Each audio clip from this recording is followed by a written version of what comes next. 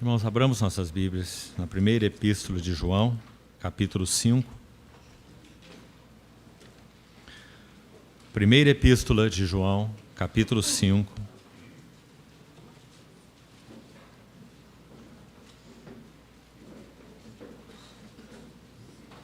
Vamos ler desde o verso 9.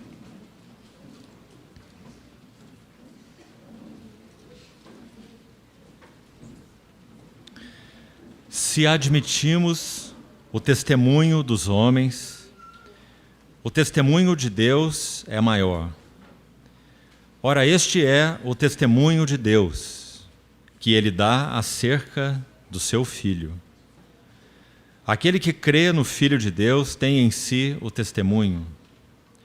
Aquele que não dá crédito a Deus o faz mentiroso, porque não crê no testemunho que Deus dá acerca do seu Filho. E o testemunho é este, que Deus nos deu a vida eterna, e esta vida está no seu Filho. Aquele que tem o Filho tem a vida. Aquele que não tem o Filho de Deus não tem a vida. Vamos notar duas vezes a frase acerca do seu Filho. O testemunho que Deus dá acerca do seu Filho. Versos 9 e 10. Vamos orar mais uma vez. Querido Pai Celestial, somos tão agradecidos por podermos nos reunir no precioso nome do Teu Filho, o Senhor Jesus. Nossos corações se enchem de gratidão por essa noite e também de grande expectativa. Que o Senhor mesmo possa, por Tua graça, abrir os céus sobre nós, para que possamos ver algo mais das belezas, glórias e suficiência de nosso Senhor Jesus. Senhor, Tu és o pão da vida e esperamos em Ti que nos alimentes desse pão nessa noite. Olhamos firmemente para Ti e esperamos toda a provisão de Ti. Em Teu nome precioso. Amém. Graças ao Senhor por mais esse ano, mais esse encontro. Graças ao Senhor pelo que Ele tem feito nessa Assembleia, em particular, irmãos que reúnem aqui nesse lugar. Como o Senhor tem encontrado caminho para avançar entre esses irmãos. Graças a Deus por tantos outros irmãos de tantas outras cidades que estão presentes aqui para esse fim de semana. E realmente a nossa grande expectativa é que tenhamos uma visão aclarada das belezas de nosso Senhor Jesus juntos. O desejo de Deus, o Pai, ao nos reunir, é sempre esse. Que nós a ninguém mais vejamos, senão somente a Jesus. Continua sendo esta e será sempre esta a intenção do Pai Eterno. E o motivo é que esse Pai Eterno, Ele tem no seu Filho todas as suas delícias, sua atração, seu foco. O coração do Pai, para usarmos uma palavra de nosso vocabulário, talvez a melhor que possamos usar, Ele é aficionado pelo seu Filho. Tudo que Ele tem a nos dizer é com respeito ao seu Filho, acerca de seu Filho. Se não vermos o Filho juntos, não vimos nada. Se não ouvirmos o Filho, não ouvimos nada. Se não recebermos de suas próprias mãos alimento para os nossos corações, não somos alimentados. Então, que Deus, o Pai, renove a expectativa nos nossos corações de, nesse fim de semana, termos, por sua misericórdia, céus abertos sobre nós. Meu encargo particular, sob minha responsabilidade nessas 4 sessões, é focar esse assunto do testemunho de Deus em 2 linhas gerais. Uma delas, o Filho, o próprio Filho. O testemunho que Deus dá acerca do seu Filho. Frase que vimos repetidas 2 vezes aí na primeira epístola de João. Por outro lado, nós vamos ocupar 2 outras sessões, se assim o Senhor nos conduzir e confirmar, com o testemunho de Deus na igreja. Porque grande é este mistério, mas eu me refiro a Cristo e à igreja. Cristo é o cabeça glorioso de um corpo glorioso. O testemunho de Deus dado em Cristo foi um testemunho dado para que, através de Cristo, também fosse dado por aqueles que são chamados nas Escrituras de o seu corpo. Tão íntima e exclusivamente, vitalmente, organicamente, estão unidos com Ele. Então vamos buscar a ajuda do Senhor para nós focarmos essas 2 linhas principais. O testemunho que Deus dá acerca de seu Filho e o testemunho de Cristo, seu Filho, na igreja, que é o seu corpo, a plenitude daquele que tudo enche em todas as coisas. Antes de entrarmos exatamente nesse encargo central com relação ao Filho, gostaria que nós abríssemos 2 salmos. Em primeiro lugar, o Salmo 34. E vamos ver o verso 5. Através desses 2 salmos que vamos ler rapidamente, nós vamos buscar ajuda e vamos receber ajuda no porquê da nossa tremenda necessidade de contemplarmos o Filho de Deus. Contemplarmos o nosso Senhor Jesus não é uma opção em nossas vidas cristãs. Segundo a linguagem desses salmos, contemplar o Senhor Jesus é algo transformador. E essa deve ser sempre a atitude e o interesse de nossos corações quando nos reunimos no nome dEle. Então, o Salmo 34, primeiramente, o versículo 5, diz assim: contemplai-o e sereis iluminados, e os vossos rostos jamais sofrerão vexame. Que versículo maravilhoso. Contemplai-o e sereis iluminados. Paulo, na segunda epístola aos Coríntios, capítulo 3, no verso 18, ele diz algo semelhante. Talvez ele tenha tido em mente esse versículo quando escreveu aquele.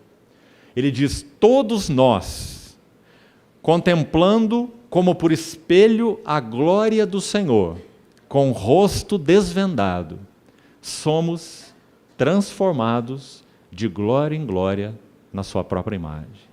Quem realiza esse trabalho é o Espírito do Senhor, como ele conclui nesse versículo 18 de 2 Coríntios, capítulo 3.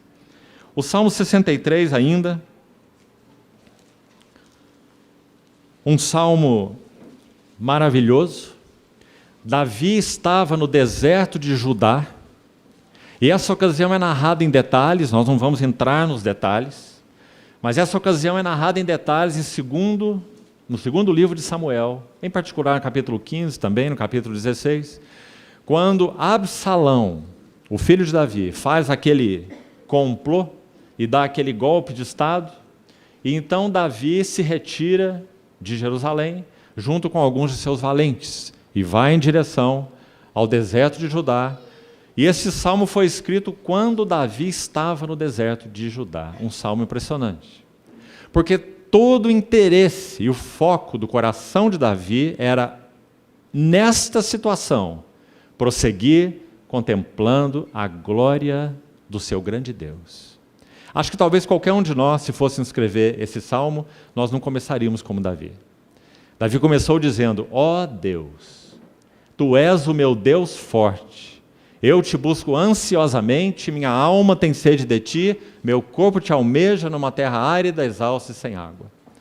Talvez se fôssemos nós, escreveríamos assim: ó Deus, Tu és o meu Deus forte, entrego nas Tuas mãos o que Absalão fez comigo, para que o Senhor julgue esse assunto. Porque Absalão havia horrivelmente se rebelado e usurpado o trono do seu pai. Mas veja onde está o foco de Davi. Ó Deus, Tu és o meu Deus forte, Te busco ansiosamente, minha alma tem sede de Ti, meu corpo Te almeja, numa terra árida, exausta, sem água. Verso 2. Assim eu Te contemplo. A mesma palavra que lemos no Salmo 34. Eu Te contemplo no santuário para ver a Tua força e a Tua glória. Porque Tua graça é melhor do que a vida, os meus lábios Te louvam. Assim cumpre-me bem dizer-Te enquanto eu viver, em Teu nome levanto as mãos. Agora escute bem os versos 5 e 6, preste atenção, olhe para a sua Bíblia.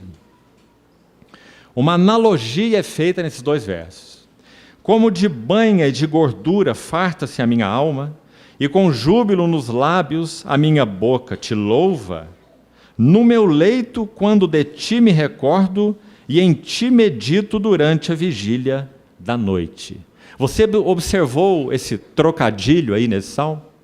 Na verdade, para entendermos melhor, eu creio que nós teríamos que ler o verso 6 primeiro. Porque o que Davi quis dizer com relação à contemplação de Cristo, a contemplação da glória de Deus, foi o seguinte, verso 6. No meu leito, quando de Ti me recordo, e então nós vamos para o verso 5. Farta-se a minha alma. É essa analogia que ele está fazendo. Com o que Deus era para a sua alma e o que o alimento era também para a sua alma, em termos de deleite. Verso 6. No meu leito, quando de Ti me recordo, então, com esse trocadilho no verso 5, farta-se minha alma. E, parte final do verso 6, em Ti medito durante a vigília da noite, e a parte final do verso 5. E por isso, minha boca Te louva. Veja, irmãos, onde estava o foco e o deleite de Davi nessa hora tão profundamente triste de sua história com seu filho Absalão. De Ti me recordo, verso 6, e em Ti medito. A contemplação do nosso Senhor Jesus é transformadora. Nós podemos dizer, queridos irmãos, e por aí vamos buscar caminhar hoje e amanhã pela manhã, entrando no nosso encargo central. Nosso Senhor Jesus passou por 8 eventos críticos na sua vida humana, como Verbo encarnado. 8 eventos críticos. Nós vamos nominar, mesmo que de passagem, quais são eles. E assim, conforme o Senhor permitir, vamos entrar em todos eles, mesmo que alguns bem panoramicamente, hoje e amanhã, com este foco, contemplarmos o testemunho que Deus dá acerca de seu Filho. Esse é nosso objetivo. Qual é o testemunho que Deus deu acerca de seu Filho? Em primeiro lugar, Cristo Jesus é o testemunho de Deus encarnado. O testemunho de Deus, tudo que Deus tem a dizer a seu respeito, Ele o disse no seu Filho encarnado. Graças a Deus pela introdução preciosa que nosso irmão fez ontem pela noite, citando Hebreus capítulo 1. Aquele livro, sem dúvida, é uma das epístolas do Novo Testamento, talvez apenas comparado com Colossenses nesse assunto, Hebreus e Colossenses, que mais registram as glórias da pessoa e da obra do Senhor Jesus. Não há nenhuma outra, além dessas duas epístolas, que possam ser comparadas a elas, Hebreus e Colossenses. A glória da pessoa e obra do Senhor Jesus. Então, 8 eventos críticos nosso Senhor experimentou em toda a sua vida humana. O primeiro deles, sua encarnação. Daqui a pouco entraremos, com a ajuda do Senhor, em alguns detalhes sobre isso. A encarnação do Verbo de Deus foi o primeiro evento crítico na vida do Logos, da palavra eterna, do Filho do Senhor Jesus. A encarnação. E veremos algumas das suas implicações maravilhosas. Segundo evento crítico, o batismo.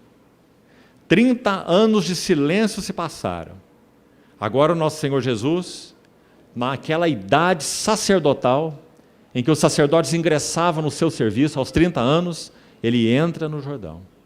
E quando ele entra no Jordão, nada mais, nada menos do que os céus se lhe abrem, na linguagem de Mateus. Ou seja, não abriu para todos aqueles que estavam sendo batizados por João no Rio Jordão, mas os céus se lhe abriram. Abriram exclusivamente para ele. E aquela voz foi ouvida: Tu és o meu Filho amado. Batismo do nosso Senhor Jesus foi o segundo evento crítico de sua vida maravilhosa. E vamos ver algumas dessas implicações em seguida. O terceiro evento crítico, imediatamente após o batismo, o que ocorreu com o nosso Senhor? Ele foi levado pelo Espírito Santo ao deserto para ser tentado pelo diabo. E esse é o terceiro evento crítico. Que crise essa? Irmãos, podemos dizer assim, em linhas gerais, que nós temos um livro precioso do Novo Testamento que tem base nesse evento crítico do nosso Senhor, a sua tentação, de uma forma maravilhosa. E esse é o livro de Hebreus. Por 2 vezes é dito naquele livro que nosso Senhor foi tentado em todas as coisas à nossa semelhança, mas sem pecado, isso no capítulo 4.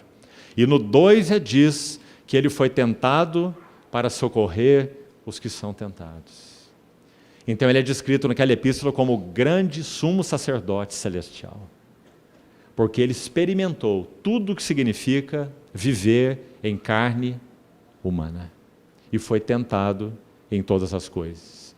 Então amanhã, se o Senhor permitir, vamos ver algo do significado dessa tentação do Senhor e quais são as implicações dela para o testemunho de Deus e para a nossa vida cristã. Quarta crise. Depois da tentação, nosso Senhor Jesus inicia o seu ministério. 3 anos de ministério, ele sobe no monte Hermon e é transfigurado diante dos seus discípulos. E claro que essa é a quarta crise, a transfiguração. Ela tem tanta implicação que quando Pedro vai escrever a respeito disso, ele diz: nós fomos testemunhas oculares da sua majestade. Nós vimos, parafraseando Pedro, que para ele os céus se abriram e a glória excelsa pronunciou uma voz: este é meu Filho amado, em quem eu me comprazo. Então nós vamos ver quais são as implicações do testemunho de Deus na transfiguração do nosso Senhor Jesus. E esse é o quarto evento crítico da vida de nosso Senhor. O quinto evento, Getsemane. Irmãos, quando nós falamos de Getsemane, espiritualmente falando, nós temos que tirar as sandálias de nossos pés. Porque nós sequer chegamos ao limiar da compreensão do que o Getsemane significa.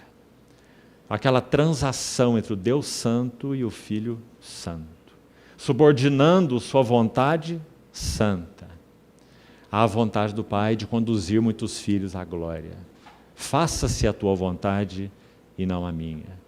O que provocou a crise do Getsemane? Se o Senhor permitir, veremos alguns detalhes amanhã. E essa então é a quinta grande crise.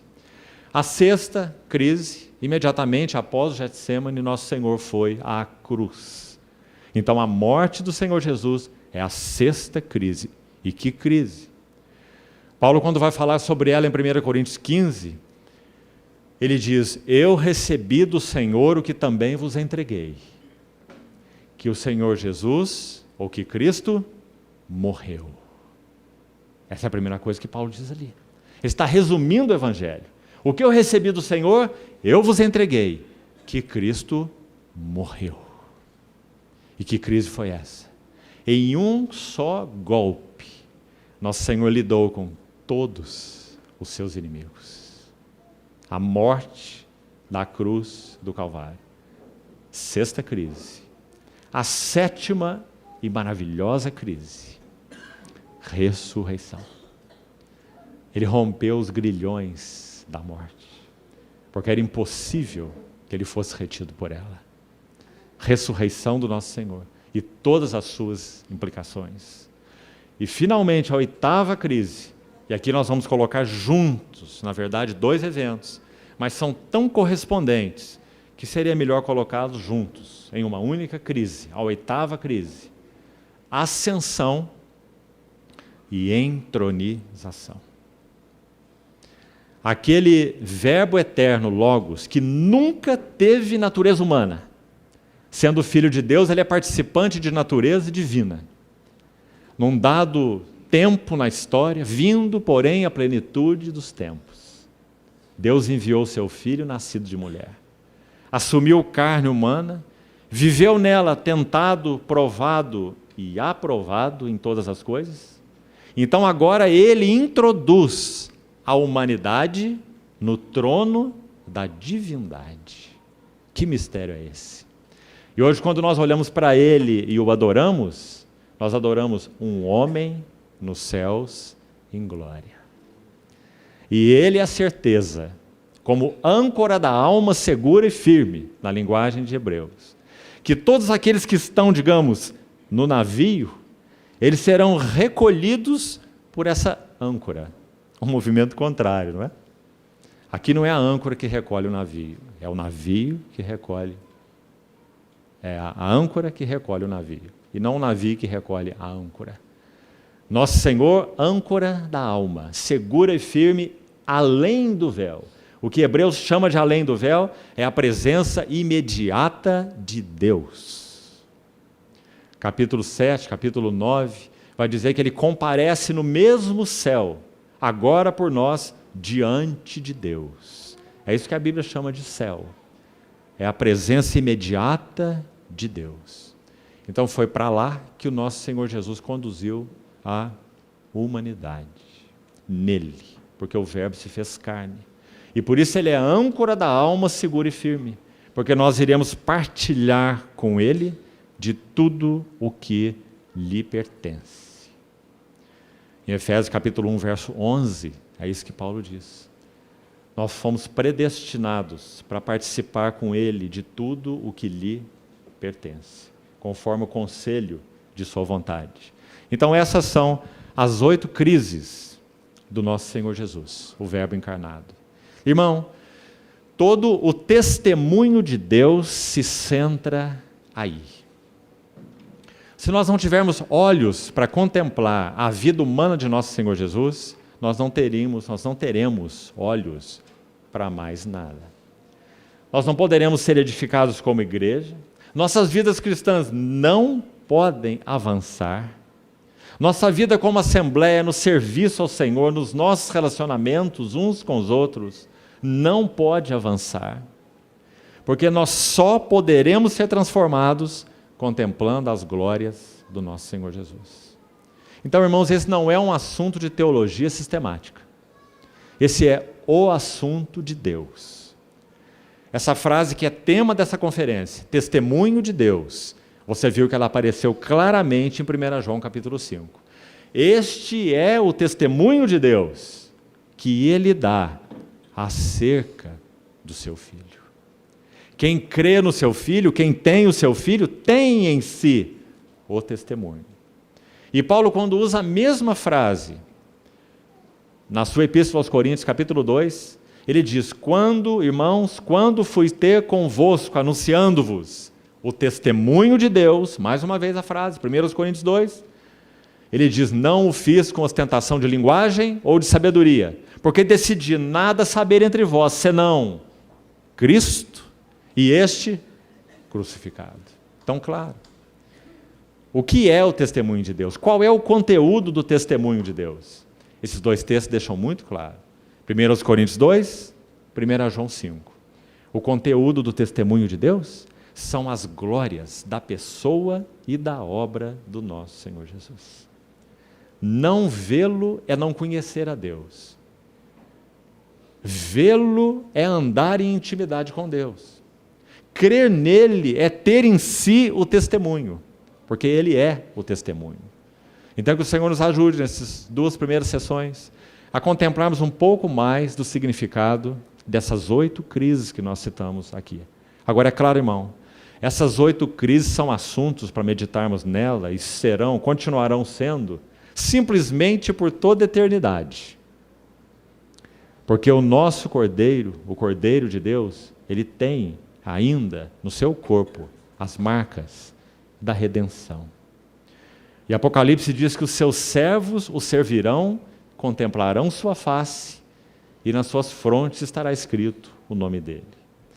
Lembre-se que face é essa. Face do Cordeiro. Do Cordeiro mudo perante seus tosqueadores, e que não abriu sua boca.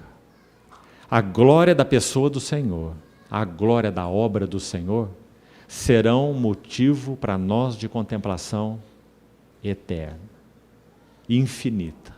Podemos dizer que vamos alvorecer cada dia da eternidade, contemplando algo mais das belezas do nosso grande Deus e Salvador, Cristo Jesus. Isso não te empolga, irmão? A mim me empolga. Cada dia na eternidade será um dia de novidade, porque nosso Cristo nunca se torna velho, e as suas riquezas nunca poderão ser possuídas completamente por nós, porque Ele é um Cristo de riquezas insondáveis. Louvado seja o seu nome. Vamos então entrar nessa primeira crise, a encarnação. Vamos ao Evangelho de Lucas. Lucas, capítulo 2. Mas antes disso, brevemente, queria que nós recordássemos de algo juntos. Miqueias, capítulo 5, versículo 2, tem uma profecia muito específica a respeito da encarnação do Senhor. Miqueias, capítulo 5, versículo 2. Mateus toma essa profecia porque ela tem a ver com o caráter real do nosso Senhor Jesus. Porque Miqueias vai falar da cidade de Davi, de Belém. E vai dizer: e tu, Belém Efrata, de modo nenhum és das menores de Judá. Embora fosse aquela cidadezinha, aquele povoadozinho, mas de ti sairá o guia que há de apacentar o meu povo Israel. Mateus cita a profecia de Miqueias no seu capítulo 2. Agora Miqueias acrescenta, a profecia original diz assim: cujas origens, a palavra mais específica ali é saídas, cujas saídas, no sentido de origens, são desde a eternidade. É dessa pessoa que nós vamos ler com detalhes Lucas capítulo 2. Aquele que tem as suas origens na eternidade. Irmãos, o nosso Senhor Jesus não poderia realizar a obra gloriosa que Ele realizou se Ele não fosse em si mesmo a pessoa gloriosa que Ele é. O que dá um valor infinitamente glorioso à sua obra é o valor infinitamente glorioso da sua pessoa. Quem é o nosso Senhor Jesus? Suas saídas são desde a eternidade. Os seus dias são desde a eternidade. Um discípulo, chamado discípulo de João Calvino, um erudito, sem dúvida nenhuma. Antes de receber o Senhor, ele era um ateu professo. Mas ele adquiriu esse ateísmo lendo obras de filosofia, de Cícero e de Epicuro. E ele se chama Franciscus Június. Seu pai era um cristão e deixava sempre à mão uma Bíblia à disposição dele. Onde o Francisco Június ia, o seu pai dava um jeito de levar a Bíblia perto dele, deixando sempre a Bíblia à sua disposição. Mas seu pai não conseguia argumentar com ele a respeito da sua fé. Um dia Francis Júnior, ou Francisco Június, abriu sua Bíblia em João 1,14. Pela primeira vez, ele abriu sua Bíblia e leu João 1,14. E o Verbo se fez carne e habitou entre nós, cheio de graça e de verdade, vimos a sua glória, glória como do unigênito do Pai. Dentro da filosofia dos epicureus, dos estoicos, antes deles, lá no século 6 a.C., Heráclito de Éfeso, Quando o pensamento grego estava sofrendo uma guinada da mitologia para o pensamento racional, ali estava Tales de Mileto, ali estavam tantos outros dessa época. Esse Francisco Júnior lia a literatura de Epicuro, que registrava todo esse assunto do logos segundo o conceito filosófico. Ele é aquela razão impessoal, criadora por trás de todo o universo, um princípio impessoal, não pessoal, mas o princípio impessoal que criou tudo. E eles deram um nome a esse princípio de logos. Logos não foi uma palavra usada pela primeira vez por João. Ela foi usada já pelos filósofos com a ideia de um princípio impessoal, criador por trás do universo. Mas nada a ver com Deus, nada de pessoalidade, compreende? Muito menos do Filho de Deus. Uma palavra da filosofia. Um princípio impessoal por trás de tudo. É como se Deus tomasse a palavra logos e jogasse no caldeirão da filosofia para ela cozinhar. Deus queria que essa palavra logos cozinhasse bem no caldeirão da filosofia. Porque eles usavam essa palavra nesse sentido. Que o logos era o poderoso princípio impessoal por trás do universo, que dá ao universo toda a sua beleza, toda a sua forma, toda a sua harmonia, toda a sua coerência. 500 anos entendendo logos assim. Sabe o que o Espírito Santo fez? Ele tomou João um dia, para que João dissesse: o logos estava no princípio com Deus, e o logos era Deus. E o logos se fez carne e habitou entre nós. Então imagine quando Francisco Júnior toma essa palavra e lê esse versículo. Sabe o que ele diz no seu testemunho? Escute bem, esse ex-ateu. Ele disse assim: naquele dia, quando eu li esse versículo, eu não sabia que horas eram e nem o que eu estava fazendo. Eu fiquei como que perdido todo aquele dia. E o Verbo se fez carne e habitou entre nós. E claro, esse irmão se tornou um grande erudito cristão. Nosso Senhor gosta dos ateus, você já reparou nisso? Ele tem um amor especial pelos ateus. C.S. Lewis também era um ateu. Ferrenho, um defensor do ateísmo. Até um dia que o Senhor puxou o tapete dele. E ele escreveu sua biografia, um ex-ateu. Sabe como ele chama sua autobiografia? Qual nome ele deu? Surpreendido pela alegria. Ele era um homem tremendamente racional, intelectual, ateu. E nesse seu ateísmo, ele não tinha algo. Ele não tinha alegria. Porque João diz assim: essas coisas vos temos dito. A palavra da vida se manifestou. E essas coisas escrevemos para que a vossa alegria seja completa. E isso C.S. Lewis não conhecia no seu ateísmo. Ah, irmãos, bendito Senhor que nós temos. Quão maravilhados ficamos contemplando essas crises do grande Verbo de Deus, nosso Senhor Jesus. Então, os seus dias, suas origens são desde a eternidade. Nós não estamos falando simplesmente de um homem comum, digamos assim. Nem mesmo de um homem tão especial.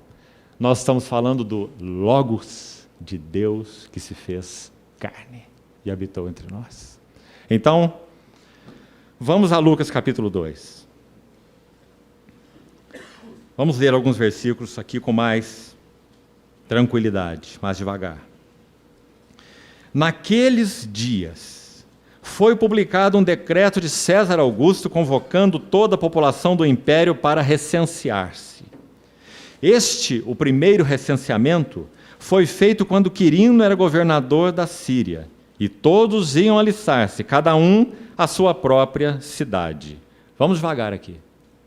Deus, no seu arranjo maravilhoso, para que esse testemunho de Deus fosse então encarnado na pessoa do seu Filho, havendo Deus outrora falado muitas vezes, de muitas maneiras, aos pais pelos profetas, nestes últimos dias nos falou, na verdade a palavra ali específica é em um Filho. Um pai, quando dá uma mensagem, quando proclama algo, é algo, mas quando ele fala em um Filho, então o seu falar é completo. Porque seu Filho tem com ele comunhão de natureza. Seu filho e ele têm a mesma essência.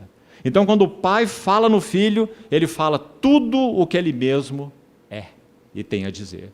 Toda a essência da divindade, tudo que Deus é expresso nessa chamada segunda pessoa da divindade, o Logos, o Filho. Então, agora, Deus nos falou no Filho, a quem constituiu o herdeiro de todas as coisas e pelo qual fez o universo. Ele é o resplendor da glória e a expressão exata do seu ser. E ainda continua.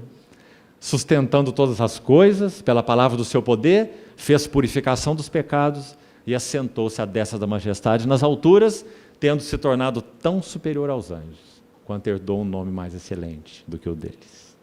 Então, o que nós estamos vendo aqui em Lucas 2? O Deus eterno fazendo um arranjo soberano na história, de uma forma tão impressionante, irmão, que se você estudar esses versículos cautelosamente, verso 1 e verso 2, você vai chegar à seguinte conclusão. Primeiro, esse chamado para o alistamento ou para o recenseamento de César Augusto, obviamente, ele teve ocasião na história, está registrado na história. Mas ele não aconteceu nesses dias. Parece até irônico.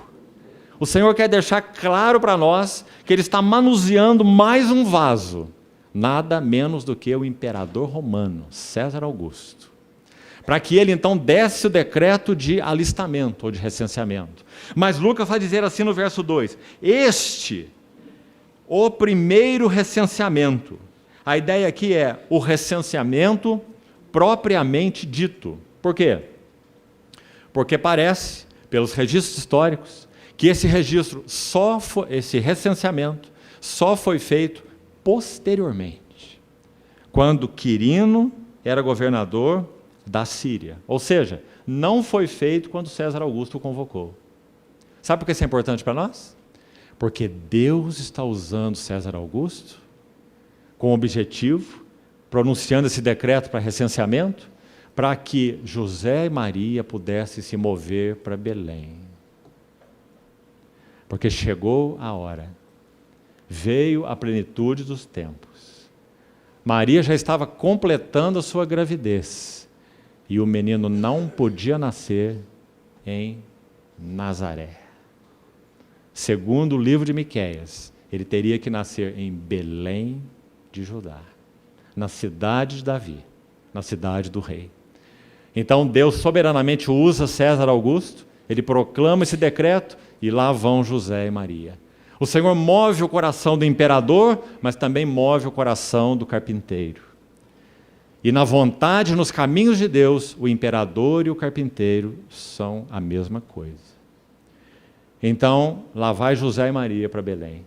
E quando eles chegam em Belém, cumpriu-se os dias da sua gravidez. Então é dito assim no verso 4, José também subiu da Galileia, da cidade de Nazaré, para a Judéia, a cidade de Davi. Por que você acha que a cidade de Davi é mencionada aí? Porque, segundo as profecias, Deus estabeleceu uma aliança com Davi de um reino perpétuo. O teu descendente ocupará o trono e reinará em um reino sem fim. Então José sobe de Nazaré para a cidade de Davi, chamada Belém, verso 4, por ser ele da casa e família de Davi. Porque agora então veio a plenitude dos tempos, e Deus enviaria o seu filho, nascido de mulher, a fim de alistar-se, verso 5, com Maria, sua esposa, que estava grávida. Estando eles ali, aconteceu completarem-se-lhe os dias. Mais um evento, soberanamente movido por essas mesmas mãos, que moveram César Augusto, que moveu José e Maria, agora que moveu o ventre de Maria. Cumpriram-se-lhe os dias. Agora escute o verso 7. E ela deu à luz o seu filho primogênito, enfaixou-o e o deitou numa manjedoura, porque não havia lugar para eles na hospedaria. Queridos irmãos, que verso é esse versículo 7? Quando Mateus registra o nascimento do nosso Senhor, tudo é real, no sentido de realeza, no livro de Mateus. Porque o Evangelho de Mateus enfoca o Senhor Jesus como rei. Então lá é citada essa profecia de Belém, o guia, o pastor que há de apacentar o meu povo. Lá estão os magos, reis, vindo oferecer a Jesus as suas oferendas preciosas, ouro, incenso, mirra, não é assim? Lá está aquela estrela que guia o caminho dos magos. Tudo em Mateus é real, ou tem a ver com realeza, porque é o evangelho do rei. Ao contrário, em Lucas, tudo em Lucas tem a ver com a pobreza, a humildade e a mansidão do nosso Senhor Jesus. Por isso esses dois evangelhos se completam de uma maneira tão maravilhosa. E por isso é só Lucas que registra esses eventos ligados ao nosso Senhor Jesus. Então é dito aqui, verso 7, ela deu à luz o seu filho primogênito e enfaixou-o. Sabe como nós usaríamos aqui no nosso português uma palavra bem exata para traduzir essa palavrinha do original? Fraldas, irmãos. Fraldas. Maria deu à luz o seu filho e enrolou nos paninhos da época. O enfaixou aí, viu? Não são aquelas faixas usadas para outras coisas, não. Colocou nele as fraldas. Que palavra mais doce. Porque esse que está recebendo fraldas é o Logos eterno. Aquele sem o qual nada do que foi feito se fez. A vida estava nele e a vida era a luz dos homens, como João vai dizer. Irmãos, há algo mais maravilhoso do que a encarnação do Verbo de Deus. Sabe o que Lucas, pelo Espírito Santo, registra nesses versículos? Escute bem.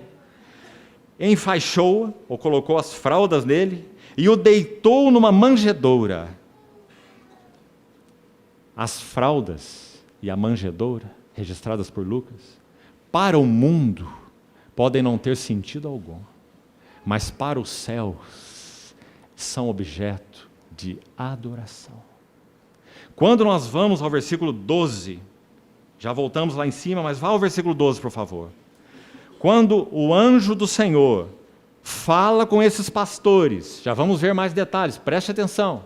Quando o anjo do Senhor fala com esses pastores, assim no verso 12, isto vos servirá de sinal. Sinal. Encontrareis uma criança envolta em faixas, uma criança com fraldas e deitada numa manjedoura. Que maravilha! Aquilo que para o mundo não significa nada, para os céus são um objeto de adoração, são um sinal.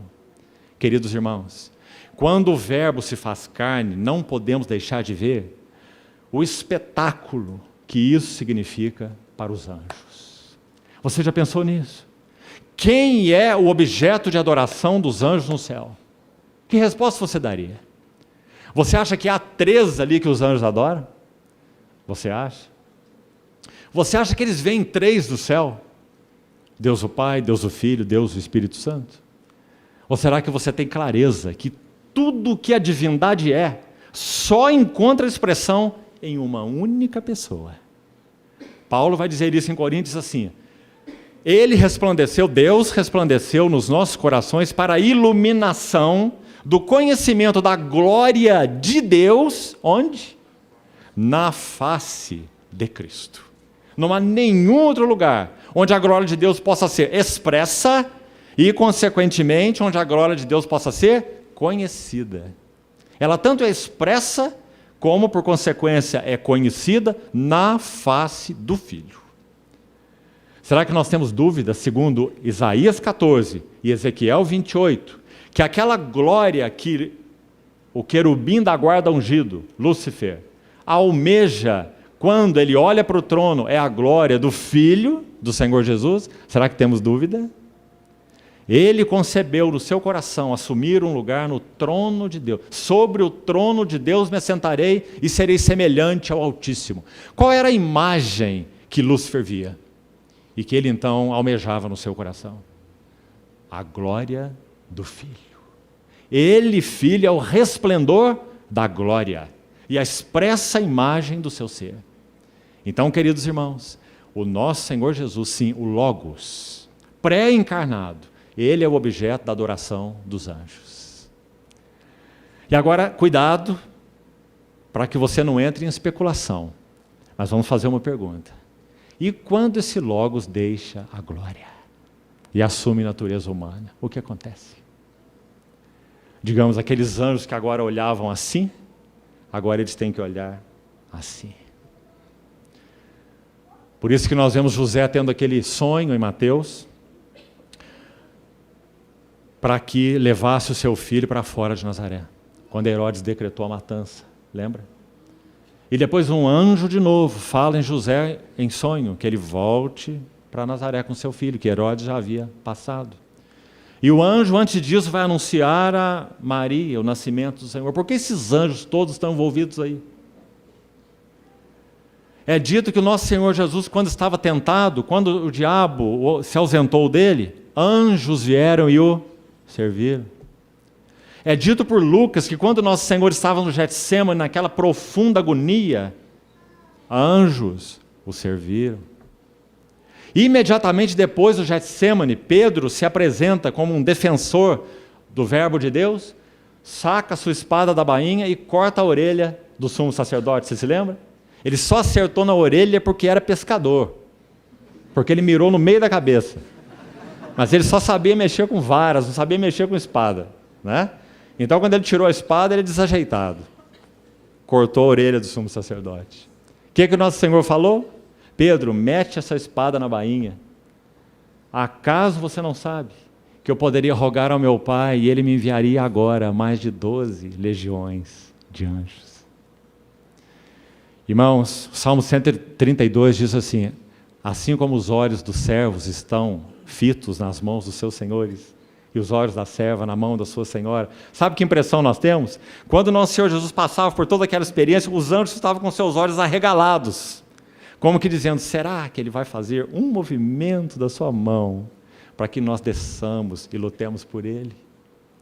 Mas sabe qual foi o espetáculo? É que o Cordeiro de Deus não fez nenhum movimento para que fosse socorrido por anjos. Ele iria até o fim, bebendo o cálice da ira de Deus sobre o pecado, para que nós que nunca vimos essa face gloriosa do Pai, a que Ele sempre viu, nós então pudéssemos vê-la. A glória de Deus na face de Cristo. Que maravilhoso Senhor nós temos. Então sabe o que nós estamos vendo aqui? Um menino envolto em fraldas e deitado numa manjedoura. Para o mundo, nada significa. Para os anjos, objeto de adoração. Um sinal. E foi isso que eles disseram para os pastores. Irmão, qual era a condição da cidade de Davi, Belém, nessa época? Eles não receberam o Senhor Jesus. Se Belém conhecesse, se a cidade de Davi conhecesse, quem estava no ventre daquela mulher, os melhores aposentos teriam que ser desocupados. Mas sabe o que Isaías 53 diz? Que ele seria contado com os transgressores. E sabe o que Paulo diz em Coríntios? Sendo rico, se fez pobre por amor de nós, para que pela sua pobreza nós nos tornássemos ricos. Vereis, vamos ler o verso 8. Havia naquela mesma região pastores. Em Mateus, reis, ouro, incenso, mirra. Em Lucas, pastores, pobres, no campo, cuidando das suas ovelhinhas. Havia naquela região pastores, que viviam nos campos e guardavam seu rebanho durante as vigílias da noite. E um anjo do Senhor. Está vendo de novo, irmão? Eles não têm mais para o que olhar no céu, eles só têm o que olhar na terra, porque o Verbo se fez carne e habitou entre nós, cheio de graça e de verdade. Será que você se lembra de 1 Timóteo 3,16? Grande é o mistério da piedade. Aquele que foi manifestado na carne foi contemplado por anjos. Pregado entre os gentios e recebido na glória. Será que você se lembra de 1 Pedro 1:12? Desde o verso 10, Pedro vai dizer que essa salvação maravilhosa no Verbo encarnado, ela foi predita pelos profetas. E os profetas profetizavam e indagavam e inquiriam quais ocasiões, 1 Pedro 1:10, quais as circunstâncias oportunas indicadas pelo Espírito de Cristo que neles estava, porque tudo que eles profetizavam apontava para Cristo. Era o Espírito de Cristo que neles estava, os profetas do Velho Testamento. Então eles profetizavam e perguntavam, profetizavam e inquiriam, porque queriam saber. Sabe o que foi dito para eles? Não para vós mesmos. Pedro vai dizer, não para eles, mas para vós foram profetizadas essas coisas, que agora vos foram ministradas por aqueles que vos pregaram o Evangelho. Agora escute o que ele diz no verso 12. Coisas essas que anjos anelam perscrutar. Perscrutar significa abaixar e ver por dentro. Eles queriam sondar esse mistério. Então aqui nós estamos vendo esse anjo falando com os pastores. Porque agora o Verbo estava ali com as suas fraldas, deitado numa manjedoura. E o anjo disse aos pastores, vão até lá, porque este é o sinal. Vocês verão uma criança, envolta em faixas e deitada numa manjedoura. Então os pastores, claro, ficaram impactados com essa notícia desse anjo. Não foi um sonho aqui, né, mas um ministério direto dos anjos a eles. Então eles foram até lá, seguindo o versículo. Verso 9. E um anjo do Senhor desceu onde eles estavam, e a glória do Senhor, lembre-se que isso tem a ver com a Shekinah, a glória do Senhor, brilhou ao redor deles, é algo completamente incomum, e ficaram tomados de grande temor. O anjo, porém, lhes disse, não temais, eis que vos trago boa nova de grande alegria. Você vê, irmão, o que isso significou para os anjos? A encarnação dele? E que será para todo o povo, é que hoje vos nasceu. Ele é redentor de homens, não de anjos. Hoje vos nasceu na cidade de Davi, o Salvador, que é Cristo, o Senhor. E isso vos servirá de sinal. E encontrareis uma criança envolta em faixas e deitada em manjedoura. E subitamente apareceu com o anjo, veja, um anjo exerceu seu ministério, um anjo deu uma notícia, mas os outros não estão se aguentando, irmãos. Uma milícia, quantos será que eram aqui? Dá para calcular, será? Uma milícia, ou uma multidão da milícia celestial, louvando a Deus e dizendo, glória a Deus nas alturas, e paz na terra aos homens a quem Ele quer bem. E ausentando-se deles os anjos para o céu, diziam os pastores uns aos outros, vamos até Belém e vejamos os acontecimentos que o Senhor nos deu a conhecer. Não ficou nenhuma dúvida para eles. O anjo do Senhor apareceu e a glória de Deus os rodeou. Não havia nenhuma dúvida. Foi o Senhor que nos falou, disseram os pastores. E finalmente o verso 16. Foram apressadamente e acharam Maria e José e a criança deitada numa manjedoura. Abra, por favor, comigo, irmão, o Salmo 22. Você sabe que esse é o Salmo da cruz, esse Salmo maravilhoso. Nosso Senhor provavelmente recitou todo esse Salmo na cruz, provavelmente. Ele inicia com aquelas palavras tão conhecidas. Deus meu, por que me desamparaste? Mas vamos ler aqui no momento apenas os versos 9 e 10.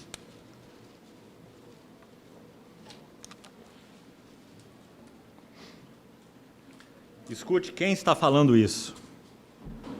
Contudo, tu és quem me fez nascer, e me preservaste estando eu ainda ao seio de minha mãe. Escute bem o próximo verso. A ti me entreguei desde o meu nascimento. Sabe o que é dito do precursor dele, João Batista? Que ele seria cheio do Espírito Santo desde o ventre materno, certo? Uma ação de Deus sobre João Batista no ventre de Isabel, certo? Ele será cheio do Espírito Santo desde o ventre materno. Mas sabe o que o Senhor Jesus diz sobre si mesmo? A ti, o Filho falando ao Pai. Esse é o Salmo 22, o Salmo da cruz. A ti eu me entreguei, desde o meu nascimento, e desde o ventre de minha mãe, tu és meu Deus. Que maravilhosos versos, quando relacionados com Lucas capítulo 2. Ali na manjedoura estava aquela criança, que retratava em si mesma isso que havia sido profetizado por Davi no Salmo 22, que nosso Senhor o recitou na cruz. O Verbo se fez carne e habitou entre nós, cheio de graça e de verdade. Vimos sua glória, glória de unigênito do Pai. Nosso Senhor se entregou, sendo quem é, em humilde, mansa submissão ao seu Pai, desde o seu nascimento. Esse foi o segredo da vida humana do nosso Senhor Jesus. Qual foi o segredo do Senhor Jesus ter vivido a vida que viveu? Salmo 16, citado por Pedro em Atos 2, na pregação apostólica. Diante de mim, eu sempre via o Senhor. Diante de mim, sempre via o Senhor. Esse foi o segredo de sua vida humana. Nas palavras do Salmo 16, o Senhor, eu o tenho sempre à minha presença. Não é uma combinação de frases maravilhosas? Diante de mim sempre vi o Senhor. O Senhor, eu o tenho sempre à minha presença. Esse foi o segredo de sua vida humana. Por quê? A ti me entreguei desde o meu nascimento. Desde o ventre da minha mãe, tu és o meu Deus. Esse foi o segredo de sua vida maravilhosa. Então, irmãos, é disso que a encarnação se trata. Como nós podemos contemplar o significado da encarnação e nós não sermos transformados pela glória do Senhor? O que será que é capaz de produzir mansidão em nós? Será que nós dobrarmos nossos joelhos e orarmos pedindo a Deus mansidão? Como se mansidão fosse uma mercadoria do céu, escrito lá mansidão, com E maiúsculo, um pacotão assim. Não é? E nós oramos, Senhor, eu sou um homem tão bravo, eu sou tão esquisito, sou tão reativo, né? Me dá mansidão. Aí o Senhor manda um anjo, vai lá no pacote de mansidão, traz um pouco de mansidão, e vão mandar mansidão para esse servo que está orando. Como que nós podemos ser mansos? Vinde a mim, todos vós que estáis cansados e oprimidos, e eu vos aliviarei. Tomai sobre vós o meu jugo, e aprendei de mim, porque eu sou manso e humilde de coração, e achareis descanso para as vossas almas. Irmãos, como nós podemos tomar esse jugo hoje e aprender dele? Em primeiro lugar, contemplando as glórias do nosso Senhor Jesus. Assim como na vida natural, a face de um pai forma caráter na vida de um filho. Senão, para que o pai serve? Não é? Assim espiritualmente. A face de Cristo forma caráter naqueles que são seus. Por isso nós precisamos contemplar o Senhor, irmãos. Por isso toda ocupação de nossas vidas é contemplá-lo. Um outro erudito cristão da época do movimento chamado puritano, início do século XVII, John Owen. John Owen concluiu a sua vida escrevendo um livro que ele não concluiu, partiu para o Senhor antes. Que bom, que maravilha para ele. Nós perdemos um pouco quando ele partiu. E esse livro se chama Meditações sobre a Glória de Cristo. Assim John Owen partiu para o Senhor. Ah, irmãos, que o Senhor nos ajude. Que nossos corações sejam focados em contemplá-lo. É contemplá-lo que dá vigor às nossas vidas e aos nossos relacionamentos. É contemplá-lo que muda nosso caráter. Você, marido, não está cansado de fazer promessa para sua mulher e a coisa continua do mesmo jeito? O que nós carecemos é contemplar as glórias do nosso Senhor Jesus. Porque contemplar o Senhor tem poder de nos transformar na sua própria imagem. Então, essa é a glória de sua encarnação. Hoje nós vamos dar em poucos minutos, talvez 10 minutos, é o que nós temos, máximo 15 minutos, um segundo passo. Vamos falar um pouco da segunda crise, o batismo do nosso Senhor Jesus, bastante resumidamente. E amanhã teremos uma tarefa hercúlea, falarmos de 6 crises em 1h15. Mas o Senhor vai nos ajudar, nem que pontuarmos alguma coisa dela. Mas escute um pouco sobre esse assunto do batismo. Irmão, nosso Senhor viveu 30 anos. E quando ele completou 30 anos, ele vai pegar uma fila. Sabe que fila é essa? A fila dos que se apresentavam para João Batista, que estava batizando no Rio Jordão, batismo de arrependimento. Então nosso Senhor entrou naquela fila. Nós não temos tempo para detalhes, já falamos, mas vou te dar os detalhes para você estudar, meditar e adorar. Como João Batista reconheceu o Senhor Jesus? Como? Sabe o que foi dito para ele? Aquele sobre quem você vê os céus abertos e o Espírito descendo como pomba sobre ele, este é o Filho de Deus. Certo? Mas agora uma pergunta. Quando o Senhor se apresenta na fila para ser batizado no Jordão, o céu não estava aberto e nenhuma pomba desceu sobre ele. Sim? Mas quando ele se apresenta para João, Mateus diz assim, que João Batista disse, eu é que preciso ser batizado por ti, mas tu vens a mim? Então nós ficamos com uma pergunta, como João reconheceu? Não tem céu aberto, não tem pomba, não tem voz do céu, mas João reconheceu. Sabe qual a resposta que eu penso, única que nós encontramos? Sabe onde ela está? Hebreus 7:28. Sabe o que diz lá? Porque nos convinha um sumo sacerdote assim como este, santo, inculpável, sem mácula, separado dos pecadores e feito mais alto que os céus. Ah, irmãos, naquela fila de pecadores, tinha pecadores de todo tipo. E vinham um a um diante de João. Mas em um dado momento, João viu uma face que ele nunca antes havia visto. Como nós sabemos? Por causa de João capítulo 1. João, o evangelista, vai registrar as palavras de João o Batista. Quando ele diz, eu não o conhecia. 2 vezes João diz isso, não apenas uma. Eu não o conhecia. Mas naquela fila ele viu uma face diferente de todas as outras que ele estava acostumado. Quando aqueles pecadores faziam fila para ser batizados, ali havia fariseus. Sabe o que João dizia a eles? Raça de víboras. Quem vos induziu a fugir da ira vindoura? Veja quem era João. João era um profeta, o maior dos profetas, segundo nosso Senhor. Então esse era João, machado na raiz da árvore. Mas quando ele viu nosso Senhor Jesus, o que ele disse? Eu é que preciso ser batizado por ti. Quem está dizendo isso é o seu precursor. Aquele que foi cheio do Espírito Santo desde o ventre materno. Isso é uma coisa. Mas o Filho de Deus encarnado é uma outra coisa. Santo, inculpável, sem mácula e separado dos pecadores. Que maravilha, irmãos. Mas então, diante dessa hesitação de João, o que o Senhor Jesus diz? Deixa por agora. Mateus 3, de 13 em diante. Deixa por agora, porque nos convém cumprir toda a justiça. Então, o que significou o batismo do nosso Senhor Jesus? Ele não tem pecado.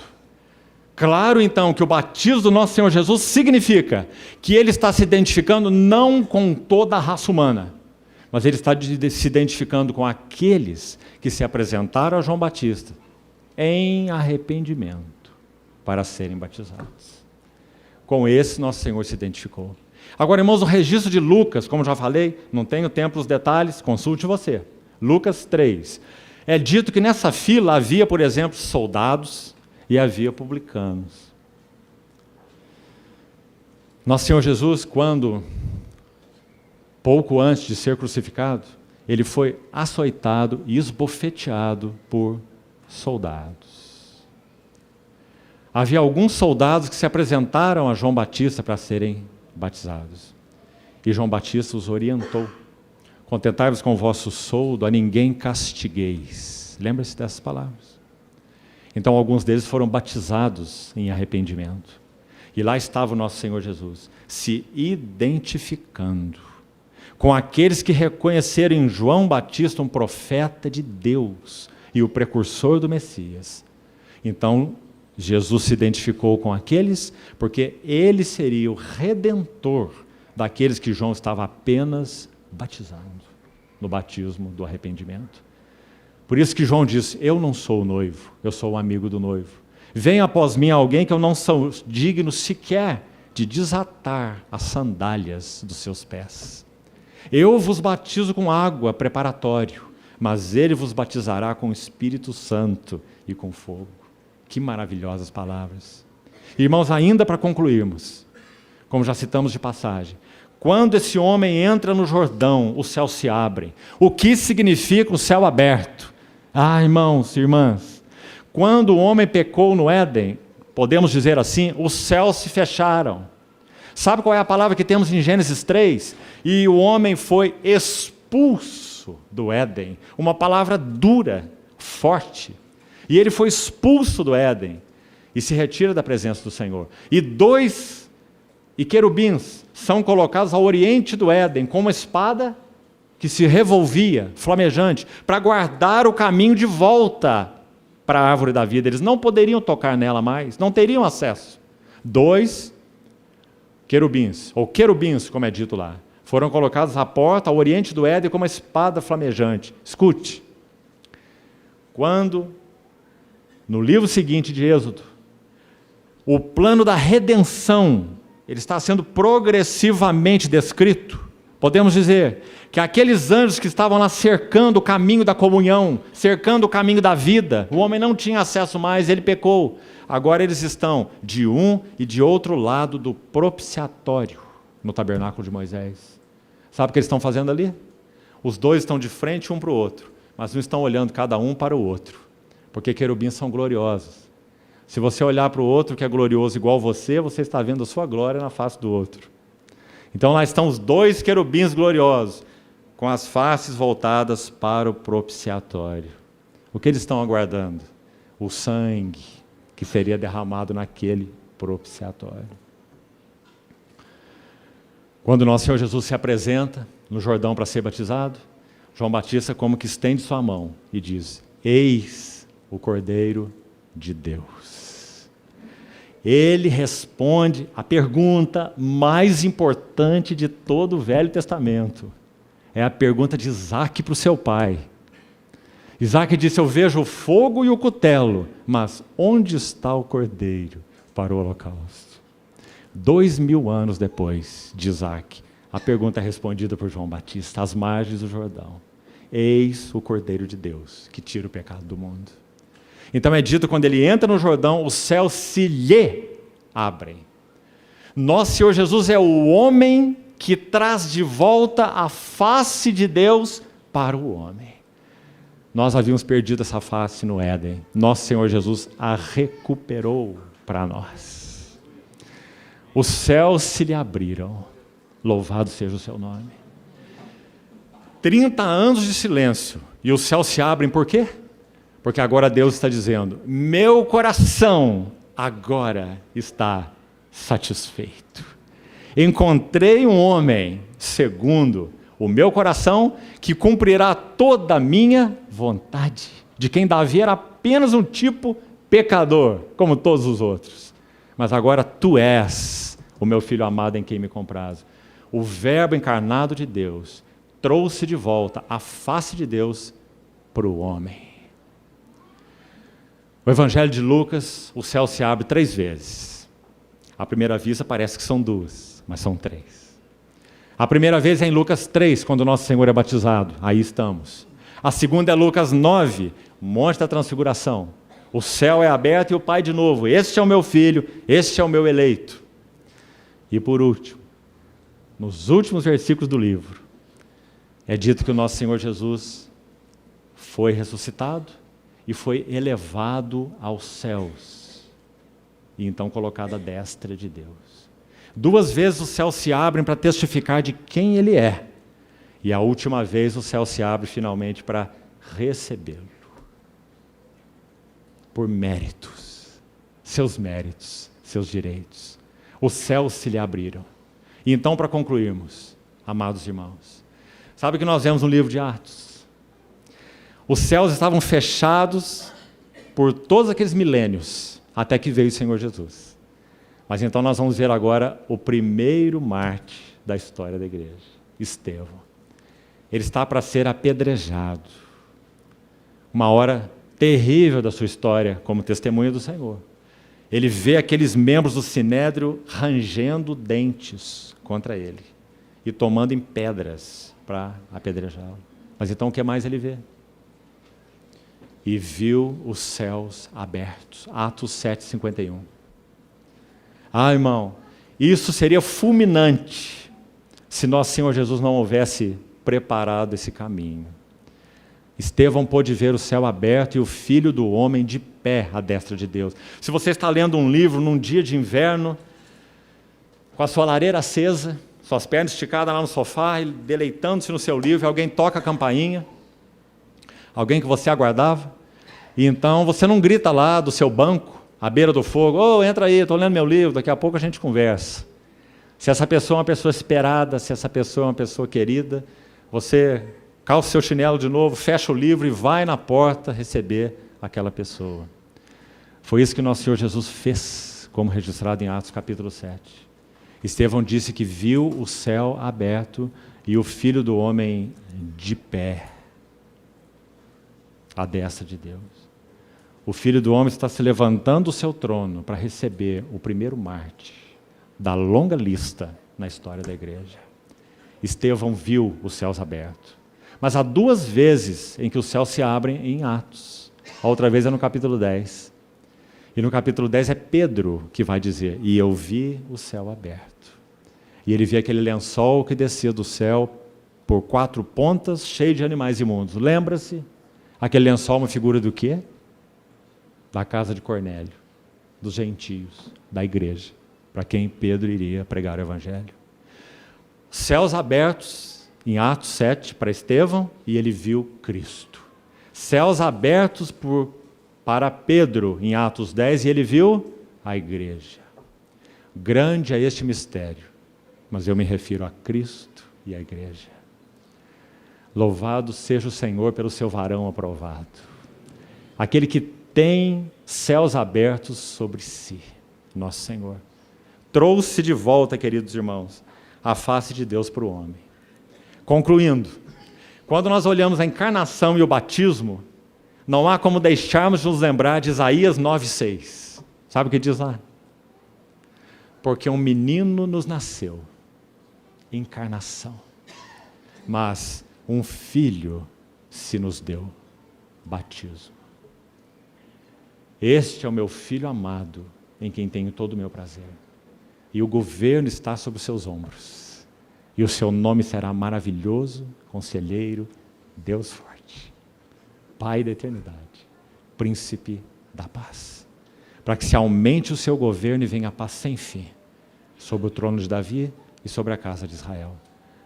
O zelo do Senhor dos exércitos fará isto. Louvado seja o seu nome. Irmãos, não há nada mais glorioso do que contemplarmos essas crises de nosso Senhor Jesus.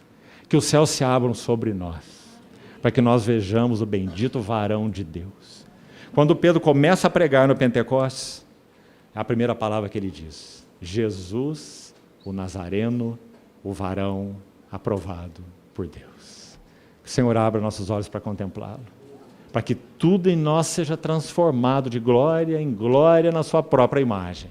Então nossas vidas não serão as mesmas, nossa pregação não será a mesma, nossos relacionamentos não serão os mesmos, nosso serviço não será o mesmo, porque estaremos com os nossos olhos fitos nas mãos de nosso bendito Senhor. Que Ele continue falando aos nossos corações. Vamos orar.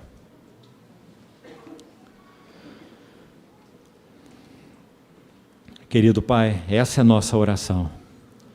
Que os nossos olhos sejam abertos, para que vejamos céus abertos. Abre nossos olhos para o significado da majestade pessoal de Teu Filho.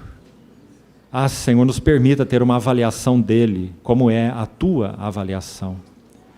Não permita que ele seja menor para nós. Mostra-nos como ele é grande para Ti. Louvamos Teu nome, Senhor, e nos confiamos uma vez mais às Tuas mãos, para que o Senhor, em Tua bondade, continue falando aos nossos corações. Assim nos confiamos a Ti. Em Teu precioso nome oramos. Amém, Senhor.